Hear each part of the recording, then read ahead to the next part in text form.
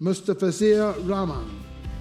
LPL বাদ the 100-এ 8 কোটি ভিত্তিমূলক সরাসরি চুক্তিতে মুস্তাফিজুর রহমানকে দলে ফিরিয়েছেন বার্মিংহাম।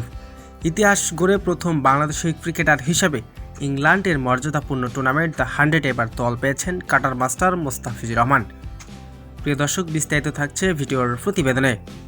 দ্য 100-এর মাধ্যম দিয়ে ইতিহাস গড়ে প্রথম বাংলাদেশি ক্রিকেটার হিসেবে দ্য 100 খেলার সুযোগ পেলেন মুস্তাফিজুর রহমান। ইংল্যান্ডের এই 100 বলের টুর্নামেন্টে বিশ্বের ক্রিকেটে আলাদা জনপ্রিয় জায়গা করে নিয়েছে তারা। বিশ্বের সেরা টি-20 তারকারা এখানেই খেলেন, আর সেখানেই মঞ্চে এবার দেখা যাবে বাংলাদেশের তাফিজকে। বোলিংয়ের শেষ ওভারে কাটার স্লোয়ার আর নিখুঁত ইয়র্কার বরাবরই ব্যাটারদের জন্য আতঙ্কের নাম, আর সেখানে দক্ষতার কারণে তাকে দলে নিতে আগ্রহ দেখিয়েছেন বার্মিংহাম ফিনিক্স।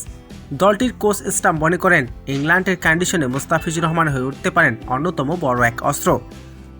একসময় আইপিএল মাতানো এই বামহাতি পেসার এখন আবারও বিশ্বের ফ্র্যাঞ্চাইজি ক্রিকেটে নিজের নাম উজ্জ্বল করেছেন। এলপিএল না খেলে দ্য 100-এ জায়গা পাওয়ার পর ক্যারিয়ারে নতুন একটি বড় অধ্যায় অর্জন করে ফেলেছেন। তবে এখন দেখার বিষয় দ্য 100-এ মুস্তাফিজুর রহমান সেরা কতটুকু দিতে পারে।